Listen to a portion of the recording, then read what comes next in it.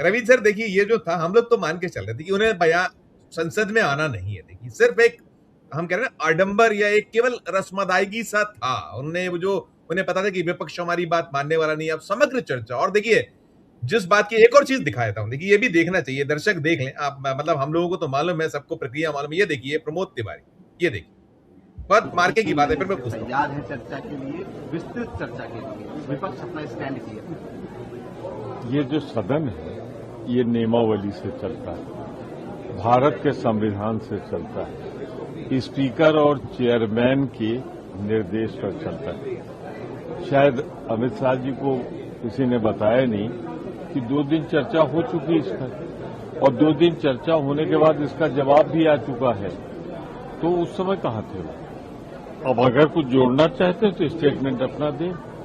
दूसरी बात उनकी जानकारी के लिए मैं कह दूं कि आज भी मेरी नोटिस चंदा चोरी और चढ़ावा पे नियम 267 राज्यसभा के लगी हुई है। उसमें ये साफ लिखा है कि सदन की कार्रवाई रोककर सब कुछ चर्चा कराए। हमारे साथियों की भी इक्विवेलेंट लगी है लोकसभा में, तो उसमें चर्चा कराए ना। नोटिस तो दे चुके, नोटिस गृह मंत्रालय में थोड़ा देना है हमको तो स्पीकर और चेयरमैन को देना है, हम दे चुके। ये सर ये था रविंद्र सर, ये मतलब रिवर्ट कब होती है कि एक बार जब जिस पे चर्चा हो चुकी है, अब पुनः उस पे अमित शाह कह रहे हैं कि आप करा लीजिए। है क्या खेल क्या चल रहा था जो हम लोग कह रहे हैं कि नहीं जवाब देना है, नहीं करना है, भागना है, और अब बचा कुचा जो वक्त है तो जो चल रहा है सब कुछ, वो क्या है? अपडेट रविंद्र सर आपके साथ। जी नमस्कार संजीव भाई, हमने पिछली बार भी चर्चा की थी कि आप ये बाइट पे बहस मत करा करो, ये बाइट आपके लिए नहीं है, ये गोदी मीडिया की खुराक है, आपके लिए नहीं है ये हमारे और आपके लिए चर्चा का विषय है ही नहीं, ये तो गोदी मीडिया के लिए है। अब वो बेचारे 6-5 कितने बजे बाइट दिया? 1 बजे, ताकि 5 बजे का अपना प्रोग्राम वो लोग प्लान कर लें, 5 बजे से फिर वो चिल्लाना शुरू कर दें, ये उनके लिए है। आपको तो हमारे दर्शक शुद्धिजन है सारे, उनको पता है नियम क्या है। भाई आप चर्चा मांग रहे हो, कौन से नियम में मांग रहे हो? नियम तो बताओगे। बगैर नियम के तत्काल शुरू कर दें, कल 3 बजे तक करें, हम करने को तैयार हैं, प्रश्नकाल रोक मतलब देंगे। अमित शाह खुद ही बीएसी हो गए, बिजनेस एडवाइजरी कमेटी भी हो गए, विपक्ष के सांसदों की तरफ से भी यही बोल रहे हैं, नियम भी यही तय करेंगे।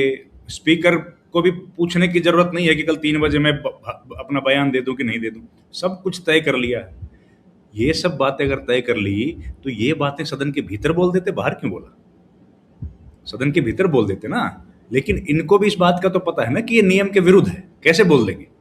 ये तो इसलिए तो कह रहा हूं ना, गोदी मीडिया की खुराक है, उनके लिए है, अपने लिए नहीं है। तो वो भी इस पे करेंगे खूब कि देखे तैयार है, ये भाग गए। ये जो अमित शाह ने बातें बोली हैं सर, ये केवल प्लेइंग टू द गैलरीज है। ये पूरा सत्र जो है इसको राहुल गांधी उड़ा ले गए, उन्होंने इस मुद्दे को लपक लिया और पूरे नैरेटिव को उन्होंने सेट कर दिया। सदन के भीतर 2 दिन मौका मिला बोलने के लिए विपक्ष को, 2 दिन वो बोले, बाकी दिन किसी को बोलने को मौका मिला नहीं है। इसलिए वो बाहर जब भी आते हैं रोज वहां बाइट देते हैं, और पूरे डिबेट, पूरे नैरेटिव, पूरी डिस्कशन, चाहे वो अखबार हो चाहे टेलीविजन हो, उसी के इर्द गिर्द होती है।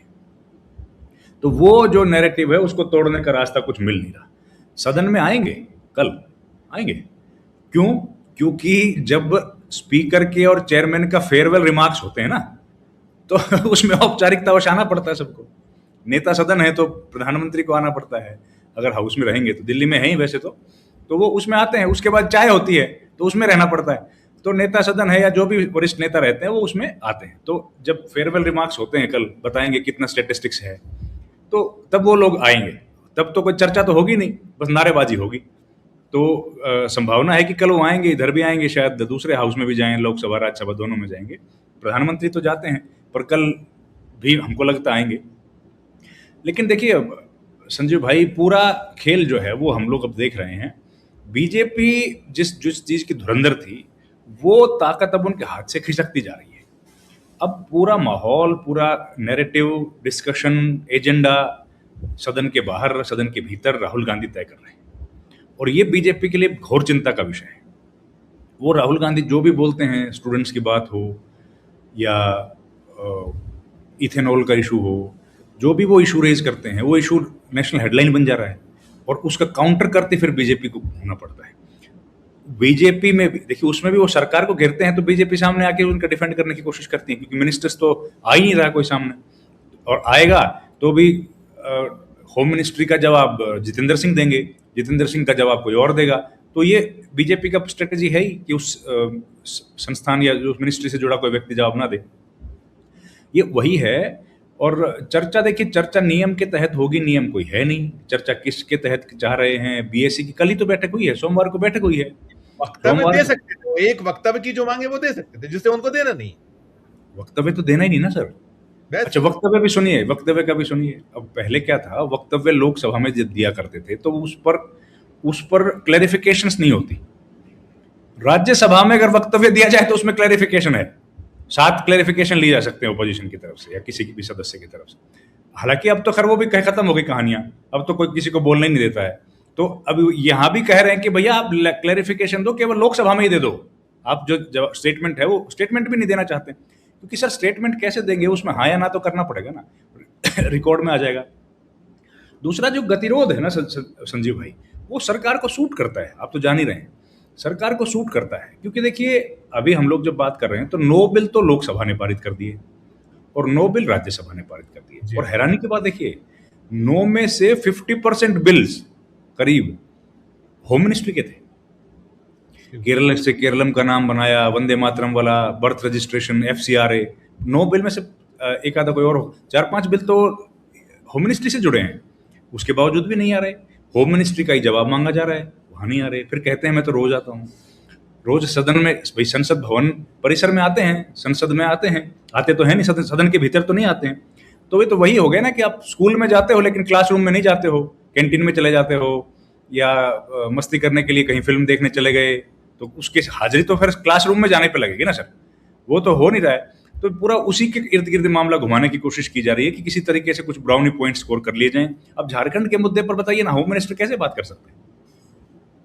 होम मिनिस्टर तो कॉम्पिटेंट अथॉरिटी नहीं, ये हाउस ही नहीं कॉम्पिटेंट उसके लिए, ये हाउस भी उसके लिए कॉम्पिटेंट अथॉरिटी नहीं है। ये तो तब बात कर सकते हैं जब वहां पर राष्ट्रपति शासन हो। अब law and order state subject है तो स्टेट की विधानसभा में चर्चा होगी ना उस पर, तो यहाँ कैसे हो सकती है? और छात्रों पर चर्चा, छात्रों के आंदोलन पर चर्चा होम मिनिस्टर कैसे करेंगे? छात्रों पर चर्चा अगर होगी तो शिक्षा मंत्री करेंगे ना, ये तो लॉ एंड ऑर्डर पे कर सकते हैं, होम मिनिस्टर का काम तो वो है। लेकिन वो उस पर नहीं करना है, माहौल बनाना है पूरे देश में कि भाई हम तो तैयार हैं विपक्ष। अच्छा, फिर कह रहे हैं कि हमको भगोड़ा और ये सब मत कहो। रवि सर देखिए, अब जो है देश का जो मन है, मूड है, वो तो सामने है। आप झारखंड से सहारा लेकर नहीं बच पा रहे हो, आप बाकी सहारा भी आपको कुछ मिल नहीं रहा, आप तिनका ढूंढ रहे हो लेकिन तिनका मिल नहीं रहा है। मैं जो हम लोग बार बार देखते हैं सर, हम सतत बात कर रहे हैं, मैं एक वो जो मैंने सर्वे की बात की है, हम उस सर्वे पे भी थोड़ी सी बात कर लें। दे आप वो जो कौन कौन सा सी वोटर और इंडिया टुडे का कौन सा है, वो अलग अलग तमाम कितने वो लगातार करते थे कि देश का मन क्या है, मूड क्या। अब लंबे समय से चुप्पी है, खामोशी, कोई बात नहीं कर रहा है। एक वो जो कहाँ इन सर्वे फर्जी चीजों की बात कर रहे हैं संजीव जी? सब फर्जी, मैं फर्जी की बात कर, टोटल फर्जी, लेकिन करते थे क्योंकि उनको सूट करता था, कराते थे। मैं तो ये देखिए, एक ये आया है, ये है, देखिए ये पोल ट्रैकर्स का एक ये है, सर्वे है, इसमें बहुत सारी चीजें हैं। ये मैंने एक चार्ट था तो इसको ले लिया है। इसमें जो है ये इसने पूरी सभी 543 जो विधानसभा लोकसभा सीट्स हैं वहां पर किया है, और इसने 3 जुलाई से 7 अगस्त तक का इसका वो है सैंपल, और 4 लाख प्लस सैंपल साइज है इसका जो निकल कर आया है। और उसमें हर एंगल पर, चाहे वो प्रधानमंत्री, ये तो यूथ पे कर रहे हैं, प्रधानमंत्री वाली बात करते हैं तो बहुत नीचे 69% राहुल खड़े हैं, 23 पे मोदी खड़े हैं, इस तरह का इसका अपना जो सर्वे है। बाकी और भी जगह जितनी भी चीजें, हर जगह है कि कितनी सीट मिल सकती है, आज चुनाव हो जाए तो 280 प्लस सीटें ये इंडिया ब्लॉक का दिला रहे हैं, वहां उधर सब मिलाकर पूरा एनडीए 240 पे टिका रहे हैं, इस तरह का एक निकल कर आया। तो मैंने कहा एक बात की जाए, ये अभी तो बहुत पानी बहना बाकी 2029 में।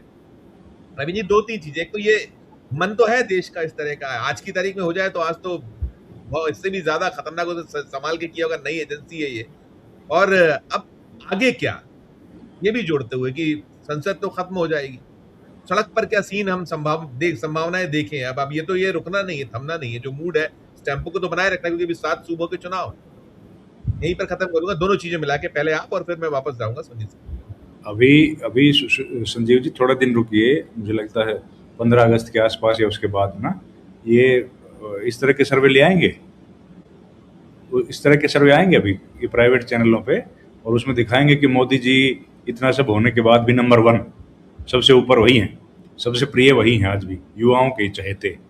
और जो उन्होंने कदम उठाए हैं उससे युवा जबरदस्त उनके समर्थन में कूद पड़े हैं। इस तरह के सर्वे फिर से आ जाएंगे मूड ऑफ द नेशन के नाम पे, किसी न किसी नाम पे। ये तो हम लोग देख ही रहे हैं सर 12 साल से। जब भी इस तरह का माहौल होता है तो वो भाई सर देखिए, फिर अपनी बात वहीं घूम के आ गई जहाँ से शुरू करी थी।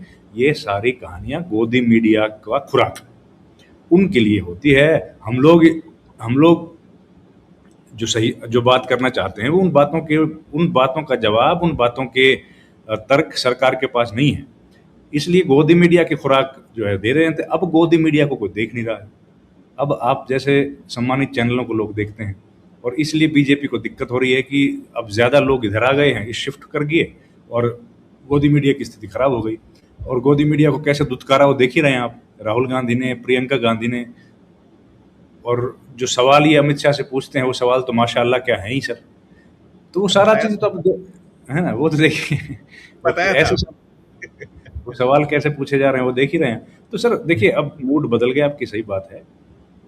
अभी जब हम लोग बात कर रहे हैं ना, तो वो दीपके का बाइट देख रहा था मैं, वो कह रहा है कि हमने पूरे दिल्ली में घूम ली कम से कम 15-20 हॉल्स में, ऑडिटोरियम्स में।